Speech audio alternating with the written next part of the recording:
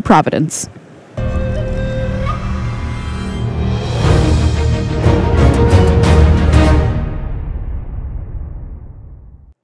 Hello and welcome to Round 4 at Grand Prix Providence. Maria Bartholdi here in the booth alongside Marshall Sutcliffe. Both teams currently in our feature match area undefeated going into Round 4 here. We're going to start things off with Mike Sigrist versus Shane Grayson. Alexander Hayne will be versus Nathan Butterfield, Chris Basemann versus Steve Rubin. And what a treat for us to get to see Team Limited this early in a format, just experiencing the very best of what these archetypes have to offer. You know, this I'm assuming that this is the earliest team ever. Yeah, like literally in the history of the game. To play a premier level event like this early in the format is just shocking. This set technically has been out for hours. Right. I mean, we've all been to the pre-release, all the big Magic fans and stuff around the world know what that's about. But still, I mean, we're talking about a set that, its release day is today. So it doesn't get any earlier. And that's really going to stress the limited skill of people who are able to distill formats quickly. Because what the truth is that coming in here, not very many of these players are going to have a strong handle on the format. They're going to have an idea. Sure. But those subtleties really make a big difference as you go down the line. Compare this to Hour of Devastation. Right. We had no idea. By the end, I was drafting 4 and 5 color decks every single time. You didn't know that going in. No. And if it was week 1 or week 0 like we are here, you just wouldn't have known that yet. All right, let's take a look at what's going on down on the battlefield. Mike Sigrist, black-white vampires, and quite a build of it. Smashing. He's got Skyblade of the Legion on 2, Mavrin Fane on turn 3, and now Imperial Aerosaur on turn 4. I'm sure that there's better curves, but I haven't seen one. Neither have I. This is an absolutely fantastic place for Mike Sigrist. Imperial Aerosaur, just an all-star, basically in any deck that's playing white mana. Yeah, it is. Sure, it's even better in Dinosaurs for a few random synergies, but who cares? If you can cast it, you're playing it. Yeah, and I mean, you see, a weird combo here, for example. He gave Mavrin Fane flying. Yep. Made him into a 3/3 and attacked, and then that also, of course, got him a free 1/1 vampire with lifelink there as well because of the fact that it could just fly over. In this case also, it looks like it may have just been able to fly over in any case, but still, impressive stuff. Absolutely. Shane Grayson, meanwhile, has got a Raptor hatchling in play and a Skin Shifter. Here, the Sleek Schooner is going to get crewed up by the hatchling and swing in, and the Skin Shifter is going to copy that boat. So we're swinging in for 8.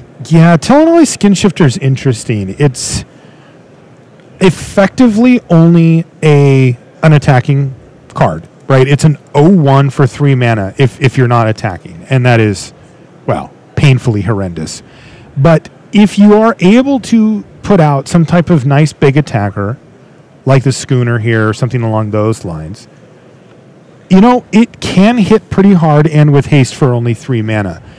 I tend to lean away from cards like this because of the fact that you do find yourself in scenarios where you are not the aggressor. And this is actually a perfect example where Shane is desperately trying to turn the tide back away from Mike here. But look at Mike's attack if he just takes the 8, which I think he just did. I was going to say he's likely to do. He can sit here and attack for 3, 4, 5, 6, 7, 8, make a 1/1 for free, and that's before he's even cast any mana, and he gains 2 life back in the transaction. It's just silly. This showing off the strength of synergies in vampires. And here, another hallmark card in the vampires deck. Anointed Deacon gives another attacking vampire, at the beginning of combat, another vampire gets +2/+0 until end of turn. Just absolutely fantastic to help pump up those little 1/1 lifelinkers, gaining you more life. In comes Mavrin Fane. In come the 2, the 2 1/1 vampires. Just make another 1/1. Yeah, and I'm assuming that Mike would target one of the lifelink vampires with the ability, though that's not for sure. With 1 red mana up from Shane, a card like Dual Shot is something that Mike would be considering, so he has to decide if the life gain difference is worth it for him to take that risk, because 1 red mana can't kill, for example, an Imperial Aerosaur or anything like that. Now, but the lifelink's really nice and something that he'd be like to have, and it looks like he did go ahead and target one of those. And now look. Right. Nice, 16 to 5. Nice Skin Shifter, bro. Right? Like, it just doesn't do anything. Like, he's going to have to chump block with it. The one toughness, abandon hope. Yeah, not inaccurate. The one toughness on the skin shifter is pretty relevant in this format because of cards like Dual Shot, because of cards like Skullduggery. You're just able to kill it kind of profitably for not a lot of mana in some cases, which those cards are perfectly fine cards that a lot of decks run. Like you said, the potential upside pretty big, but a lot of potential downside as well. Sigrist here lining up some more attacks. Grayson has left all of his creatures back on defense. He's effectively given up here. Sigrist went ahead and gave the Skyblade of the Legion the +2/+0. He's more concerned with getting damage through at this point rather than the lifelink that he gets from the small creatures, and with only 2 blockers for Shane, Scoop City. All right, Mike Sigrist up a game over Shane Grayson here in round 4. Wow, that was a beating. Yeah, yes, it was. Dang. Just a beautiful example of a white-black Vampires deck as well. Yeah, 2, 3, 4, you're dead. I mean, that's kind of what happened there. Also, though, again, that Tillinolli's skin shifter was a real liability there for Grayson. It severely underperformed for him. He may even consider taking it out of his deck given what he's seen. All right, let's take a look here at Nathan Butterfield versus Alexander Hayne.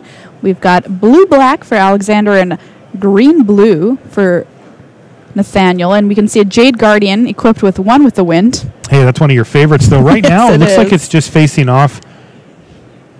With Siren Lookout. Siren Lookout with a Pirate's Cutlass. A bird with a knife. Yeah. And we have a Water Trap Weaver in play as well for Butterfield with a +1/+1 counter that it received from that Jade Guardian. Mm-hmm. Shaper Apprentice, able to fly through the air as well, but as you said, profitably blocked by that Siren Lookout. In comes the Water Trap Weaver. Well, that's an interesting attack. Alex actually has an interesting decision here, as he does have a block. His flyer's a 4/4. And he could block here and sort of tempt fate. The downside to that block is that Nathaniel has his own 4/4 flyer here, or excuse me, 3/3. No, it is a 4/4 flyer, and he wouldn't have a blocker for it anymore if it were to die. The one interesting thing about that attack, though, is that it's a 3/3 and another 3/3, and if I'm Hayne, I'm going, well, if you have a trick. Right. That makes it really +2/+2. Mm-hmm. Yeah. Well, no, I'm wondering. Well, why not attack with the? Yeah, that's true. With the Jade Guardian, if you've got the trick, because the Jade Guardian's a great target for a combat trick for obvious reasons. Something like a River Herald's Boon or something like that. Yeah. I don't know. So it's kind of an interesting scenario that Alex finds himself in, where what's the trick that you have that you're okay attacking with the 3/3, but not the other one, without the 4/4. So. We see a dive down already in Butterfield's graveyard. +0/+3. Here's a Prosperous Pirates for Hayne. Comes along with 2 treasures, just a 3/4, but as you said earlier, Marshall, really good stats. Sometimes you just need a 3/4. Blocks quite a lot in this format. Yeah, it also potentially opens up the door for double black spells from Hayne. He has only been on 1 swamp this whole time, and there's some pretty key cards in the format that are double black. Contract Killing comes to mind. Walk the Plank too.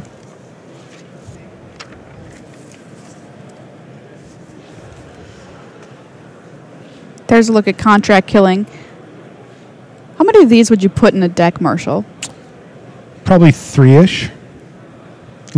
I think the first one's just very good. The second one's probably right about there. The third one, it does start to fall off a bit. It's a slow, expensive card. The fourth one,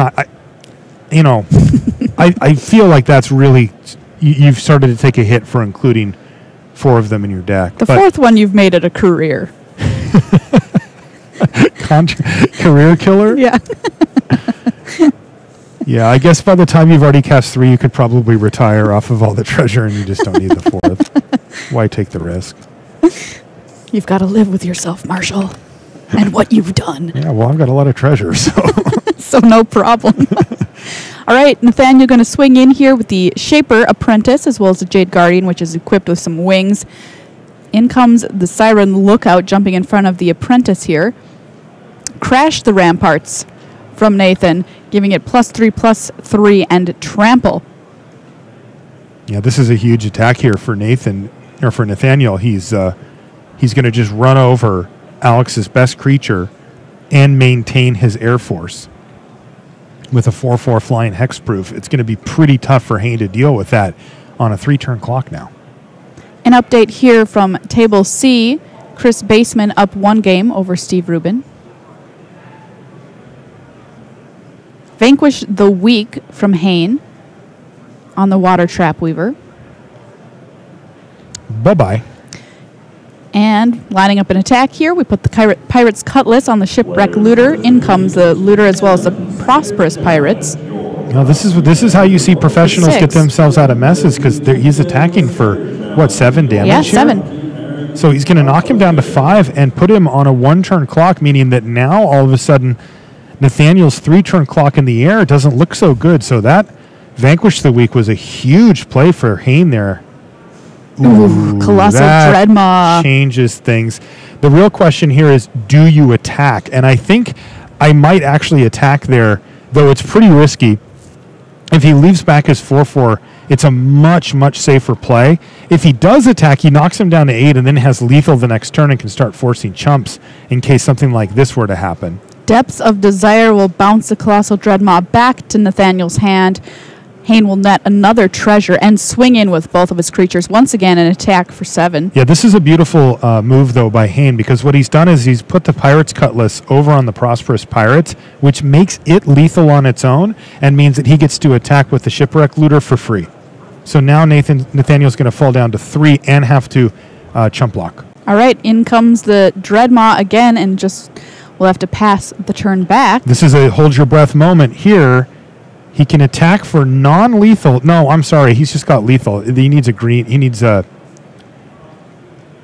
would need something that doesn't exist. Yeah.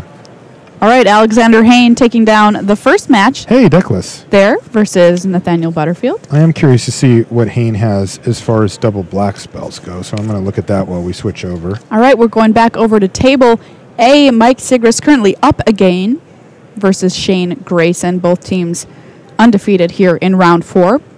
He doesn't have any. Oh, really? But, man, he's got some nice stuff. Wow. He has 2 Wanted Scoundrels, Yeah. and he's got 2 Pirates Cutlass. Remember when we Get talked about in. that 2/3? Yes. That's just insane. He also has maybe the best rare in the set, Hostage Taker. Oh, I thought you were going to say Vona. That might be the best rare in the set, too. I don't know what the best card is quite yet. The one that jumps to mind for me is Vraska.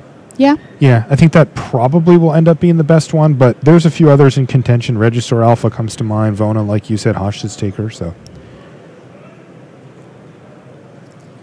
Black-white vampires versus black-red pirates. So how is this one going for Mike? Well, it's at 23. He's at a healthy life total, but his board state is pretty uninspiring. It's just a 3/2, a 2/2 flyer, and a 2/2 lifelink. It's fine, and it does seem to be doing a pretty good job of holding back the cheap aggressive threats from Shane Grayson, but it doesn't look like it did in Game 1 where Mike was just dominating. No. Captain Lannery Storm hitting the battlefield, coming in swinging for Shane as well. Just an awesome card. When she attacks, you get a treasure. Sacrifice treasure. She gets +1/+0 until end of turn. What do you think the flavor is there? Like, is she spending money to get buff? Is she throwing money at you? Like, what is... I like to think that she is like throwing money at your face to kind of like blind you as she rushes into battle. Okay. Sanctum Seeker here for Sigrist, which is one of the absolute best cards in a vampire deck. Whenever a vampire you control attacks, each opponent loses 1 life and you gain 1 life. Yeah, that card is completely absurd. It reminds me of Hellrider, if people remember that card from a few years ago. Like right now, Sigrist just attacked with 2 vampires, and they're both going to trigger the Sanctum Seeker here. He gets a trade-off, but he's draining their life total away as he goes. And it just makes life so difficult because remember all those little 1/1s that Sigrist ended up having on the battlefield? You can just turn all of those sideways at once and you get 4 or 5 drains, and then they still have to block at some point, and their life total just becomes a resource that disappears so quickly that they don't have any options. I really like that. Lannery gets +1/+0 because money equals power. Wow. That makes sense. That's pretty good. Greed is good on Ixalan. Thrash of Raptors in play currently for Shane. Not at its absolute best without another dinosaur friend, but it'll get in. Yeah, this just seems like an unwinnable race here from Shane.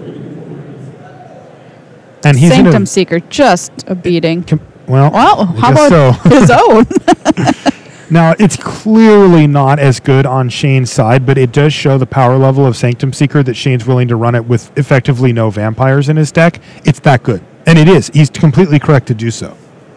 It's definitely the number one card that I haven't played with yet that I want to play with. Yeah, well, just don't play against it and you'll be fine. I'll try. My opponent had, and I thought, oh, that's not that great, is it? And then he goes, take it. And it was on Magic Online, and then my screen was filled with triggers. And I'm like, I guess I'm just done. And this is a good example of it, too. It doesn't have to be that. It can just be one at a time. This guy, March Bloodletter's going to get in, and that's a vampire. Yes. So that's going to drain you and hit you. And it's just 3 a turn, and he's gaining 1, and it's just like, ooh. Queen's Commission, 2 more. So we could easily see, this is going to be lethal next turn. Look at his board. He doesn't even have to get through. The attacks don't even have to be good. He will have him dead before blocks if he's allowed to turn his creature sideways.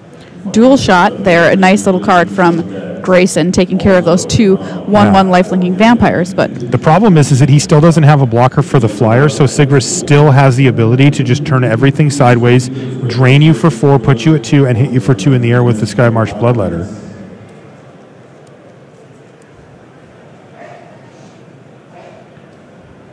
Dual Shot really showing off how good it is, especially versus a vampire deck. Yeah, it's just going to be too little too late, though. Hijack is going to steal the Sanctum Seeker of Sigrist. That's a fine play, but it's desperate. It's just he's going to get multiple drains here and maybe can survive the crackback, but he's got currently how many blockers? 1? Yep. He's got Captain Lannery Storm sitting by herself, just like, I got this, guys. She doesn't like to block, I'll tell you that. No. So Shane will gain a couple of life from those Sanctum Seekers.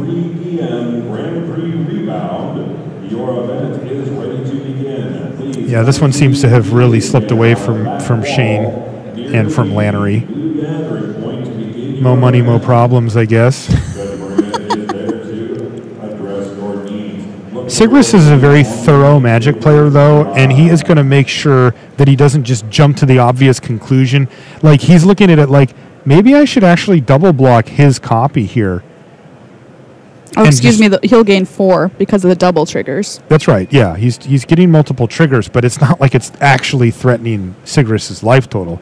I think Sigrist is just saying to himself, well, look, I can't win next turn now, so if that's the case, I would totally trade off a Bishop Soldier for your awesome rare. Absolutely. And I'm getting mine back anyway. But you can see, even after such a ferocious attack, Sigrist has fallen down to 21. Like, come on.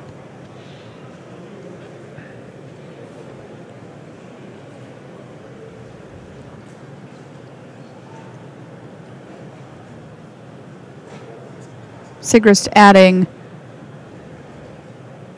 what I'm going to call another... Ooh, I was going to say another vampire. Ixalan's Binding will take care of the sleek schooner there from Grayson. In comes the team for Sigrist. Oh, yeah, this one's just over. Lannery will hop in front of that Sanctum Seeker, but it doesn't look good for her.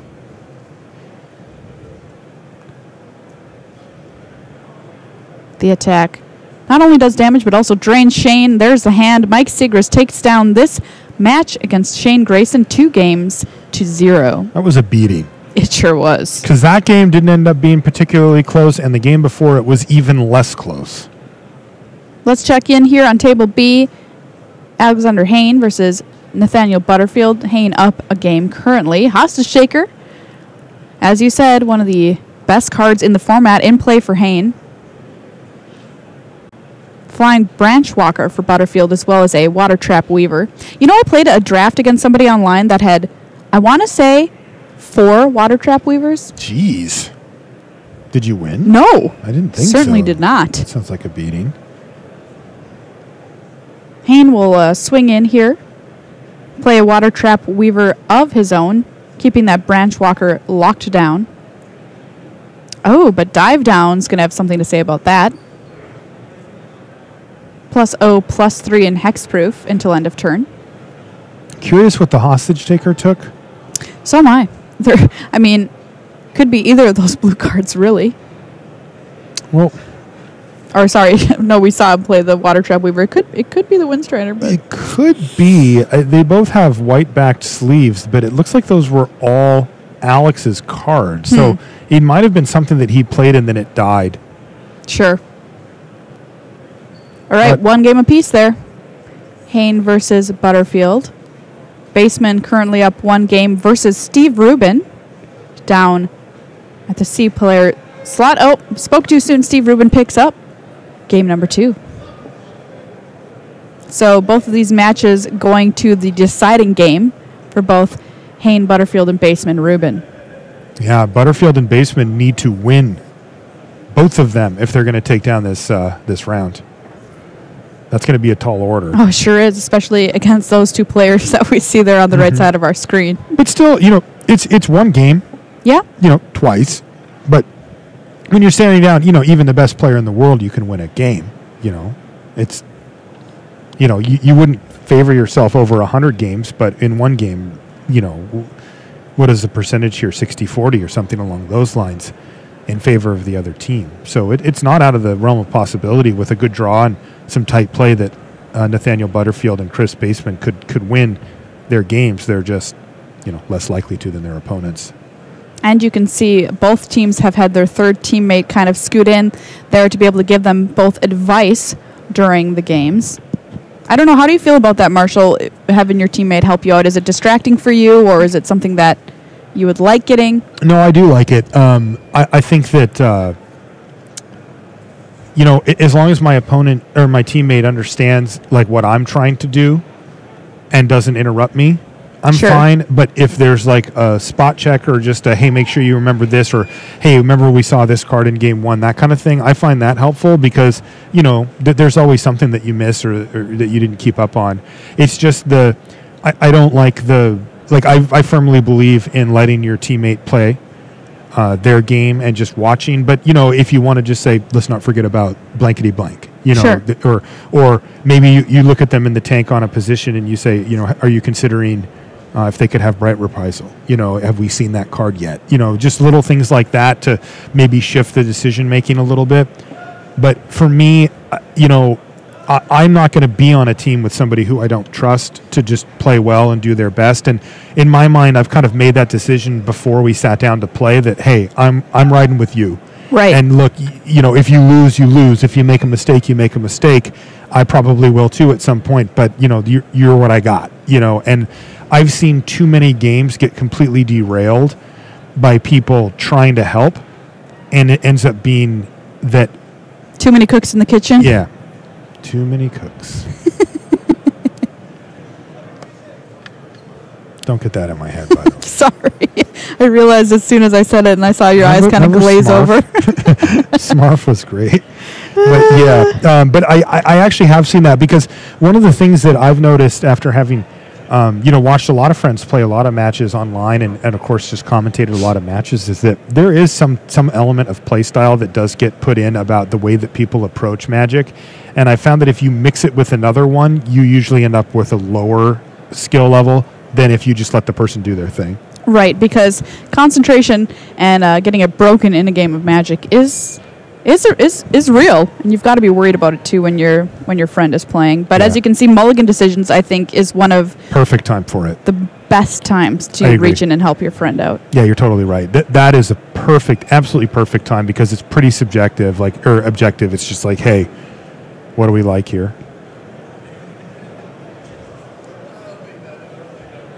It looks like our main match that we've got here going on still, Alexander Hayne versus Nathaniel Butterfield, is underway. Chart a course here from Hayne.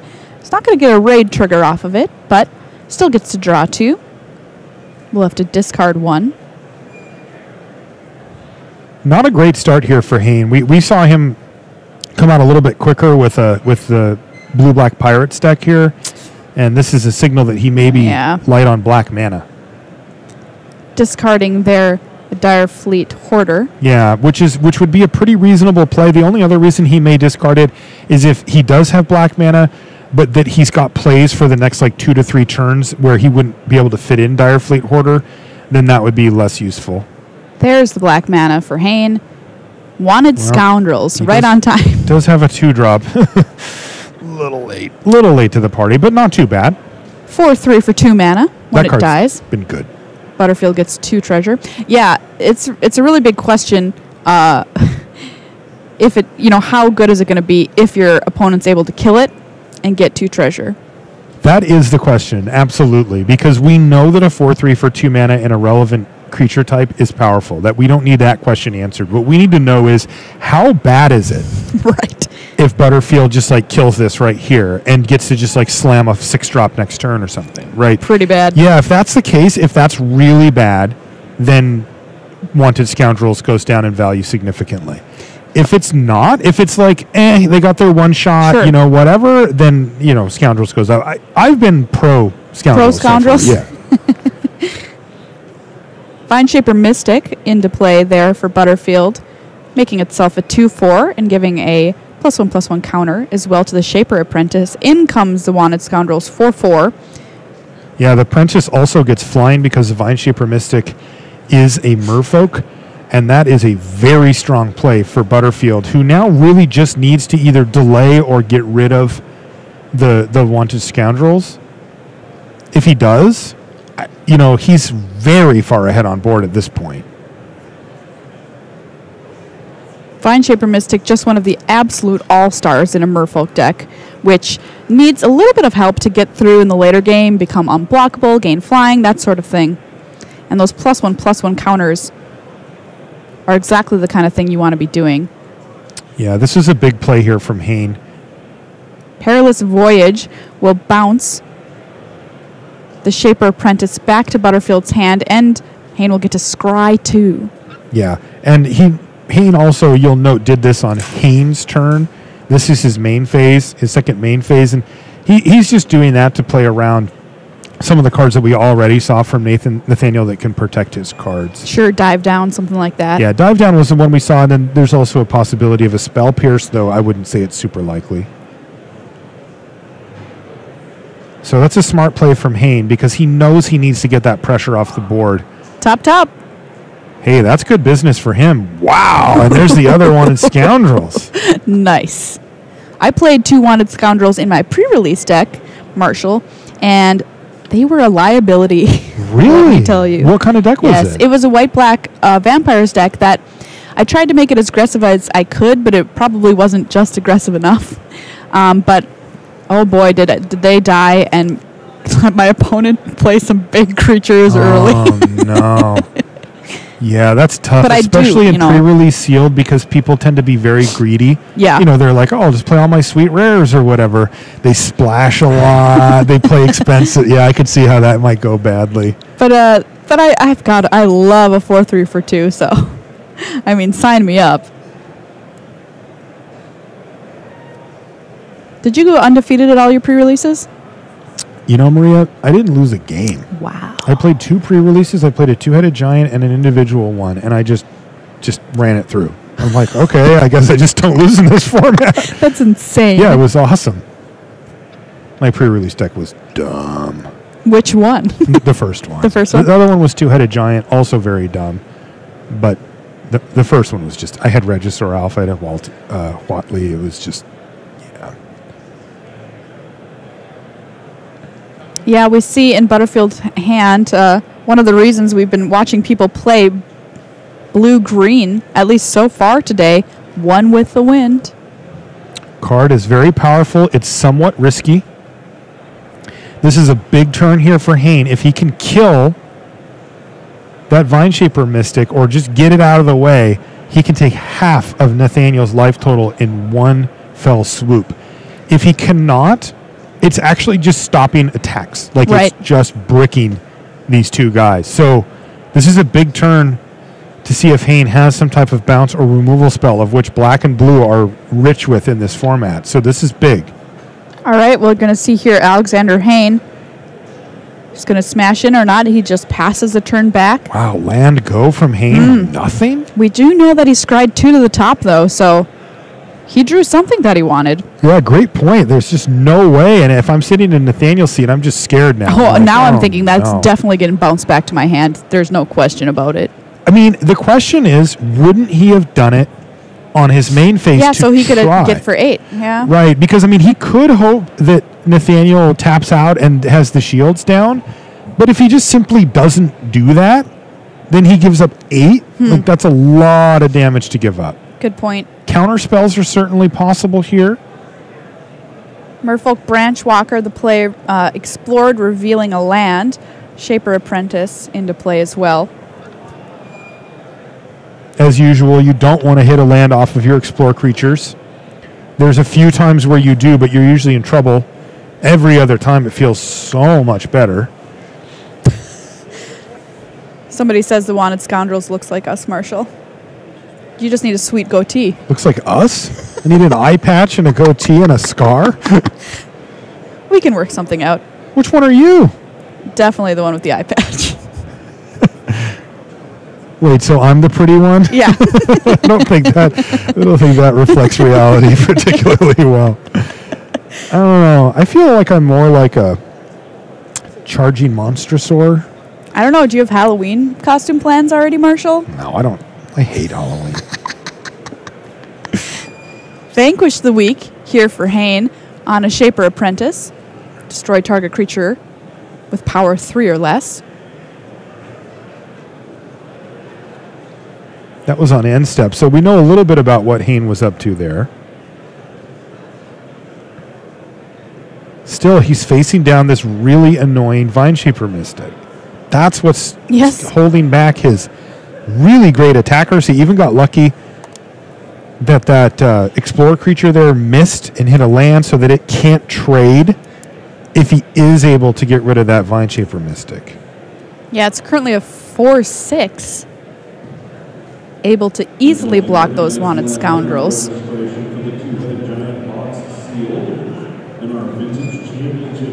You know who we haven't seen so far this tournament, Marshall? Who's that? Gregory. Yeah. This could get bad for Gregory. It's supposed to be his big, I'm on the scene. He's a 9/9. Right, but, well, I don't want to say it. I understand. Gregory's not super playable, as it turns out.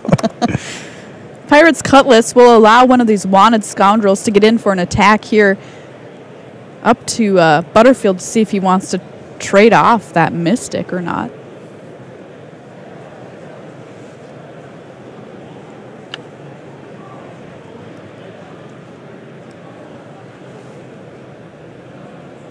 Treasure here, a little less valuable at this stage of the game. Much less. The only time when it really would punish Alex is if Nathaniel's splashing. Sure. Because, realistically, sitting on 5 lands, the 6th/7th, they can matter, but at this point in the game and the way that this game's gone, it's likely that Nathaniel's going to be able to cast any spell in his deck, before the game's over. Yeah, big decision here for Butterfield, who looks like just took 6.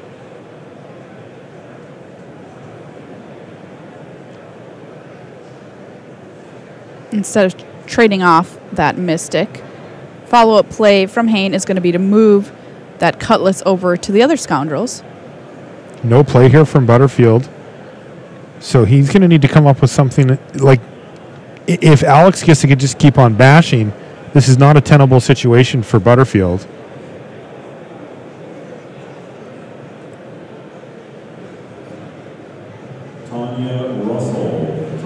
All right, let's take a look here. You can see we've been tracking the other matches at the top of your screen. Sigrist 2-0 over Grayson, and Steve Rubin 2-1 over Baesemann. So the match has effectively been decided here with Team Sigrist-Hayne-Rubin taking home the win. So they win the round, and this match doesn't matter anymore. It matters in, No, I'm out of here. See just you guys. watching it. Marshall's peace. I mean, this has been a really good game, so I can understand why they'd want to finish it up. Why not? You get more practice playing your deck. You get, more familiar with what tricks are in the format, what your opponent could potentially have that you can take with you as the tournament progresses.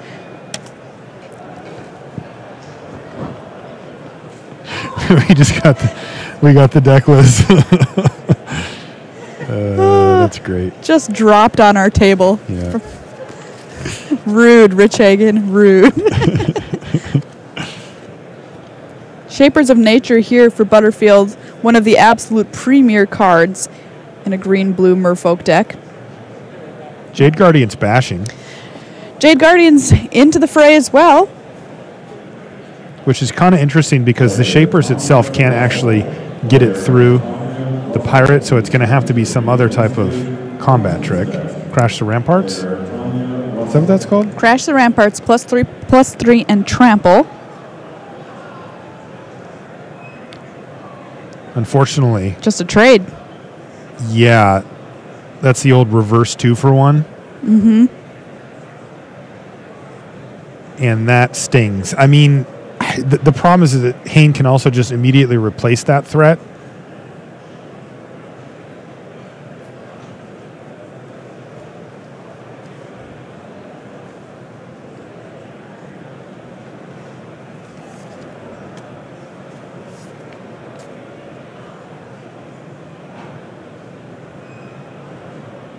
Hayne here is going to play a Sailor of Means, which comes along with the treasure.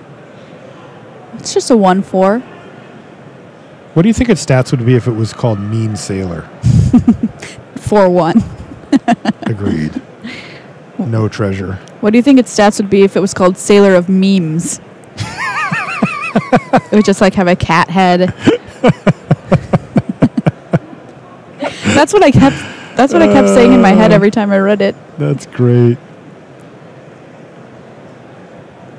I want to see that card now. I guess it'd have to do a lot of different printings of it, right? Oh yeah, one for each. And it's got the some kind of meme text on it. Yeah, the white lettering, impact font. Mm-hmm. That's what that's called. Mm-hmm. Yeah. Oh, that's great. And it's just you eating a bag of chips on camera. What was that? Not my business or whatever. Yeah. Well, that's none of my business. None of my business. I saw that after that. Yeah. It was great. Yeah. Became familiar with that meme. Well, we've gotten ourselves into a bit of a stall here as Butterfield just passes the turn back to Hayne with no attacks. And this is where things get interesting with the Shapers of Nature, because now Nathaniel has himself a nice little mana sink. Oh, yes. And can start distributing +1/+1 counters around the team. Also removing them to draw cards if you'd like. And, it's a mana-intensive card, Shapers of Nature. Oftentimes, it acts as what we call a threat of activation type spell. An example being, I attack you with my 3/3, and you have a 3/3, and you go, well, I don't want to block because then you could just activate your Shapers of Nature and my creature would die, so I'll take it. And you go, okay. Then you go, okay, you take 3, and then you cast something. And you're not, even though Shapers of Nature has this activated ability, you're not actually using it all that often. You're just threatening to use it. Right. But when you get to this point in the game, you start actually using it. And all of a sudden your board gets out of control, and you can start drawing a bunch of extra cards as well. It really shows off the power of this card. Yeah, I think it's text as 7-mana draw card, right? It is. Yep. And maybe even get in for an extra damage in between, too. Another one with the win there on the Merfolk. Branch Walker will enable an attack here from Butterfield as well with that Vine Shaper Mystic. Just loaded up with counters now thanks to those Shapers.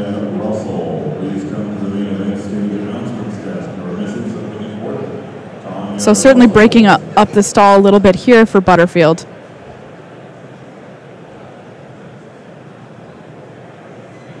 Hayne, 2 cards in hand.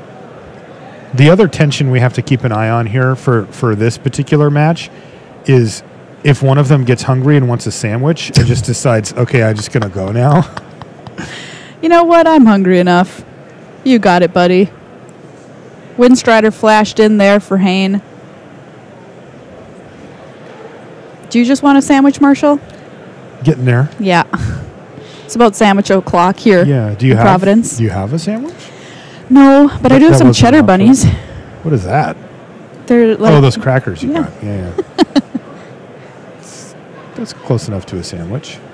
Siren's Ruse is going to blink the Sailor of Means here, allowing it to come back in and make another treasure.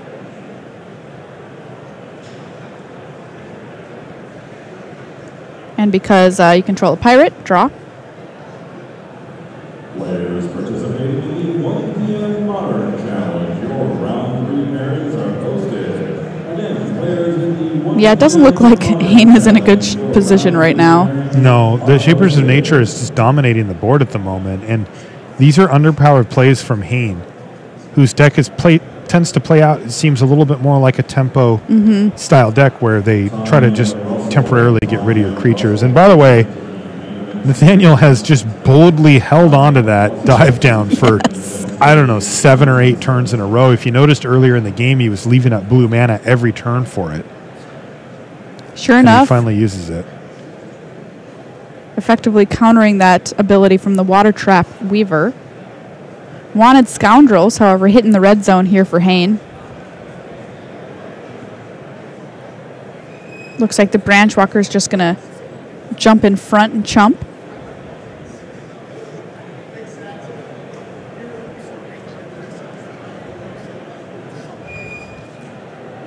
And we're going to sacrifice a treasure to move the Cutlass over to the Windstrider. Yeah.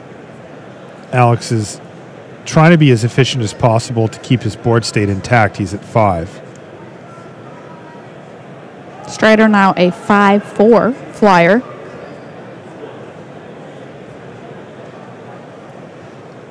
Water Trap Weaver, by the way, a really interesting card. Reminds me a lot of Frost Links. Yep.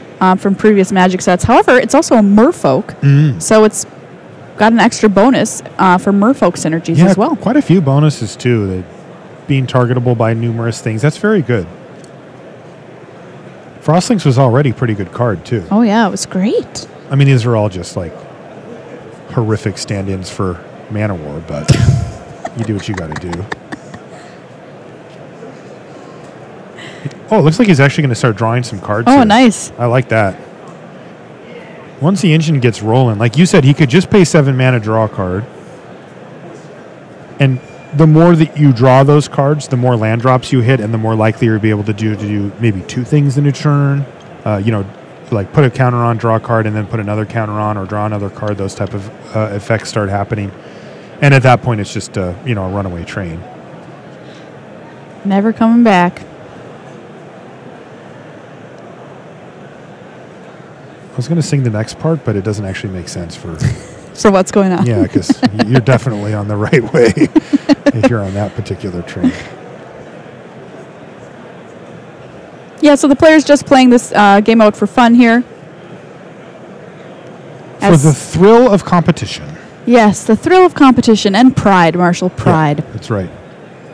One of these gentlemen is going to be eating their sandwich going, I had that guy the whole time. The other one's going to be like, thanks for winning the other 2 matches. Because I'll tell you what, Nathaniel Butterfield's looking pretty good here. Yeah, just able to swing in with his 2 flyers. Hayne is going to block with his Windstriders, but the threat of activation from those Shapers of Nature is real. It's about to become a less threat and more action because he actually has 2 activations in the bank here with 8 mana. And Hayne is all tapped out as well. That's right. He only has 1 treasure as a mana source. Oh, yeah, you're right. PSA, everybody, don't forget about treasure as mana sources. It happened to me with a Skullduggery once. Oh, that's nasty. Yeah, you just kind of... You can forget about it just sitting there. Totally. Especially on those really cheap cards like that.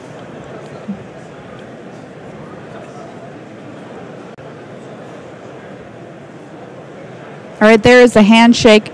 Nathaniel Butterfield will pick up that match versus Alexander Hayne, but It was just for fun. Mike Sigrist, Alexander Hayne, and Steve Rubin go on to win that match here in round 4 of Grand Prix Providence. More Magic after these messages.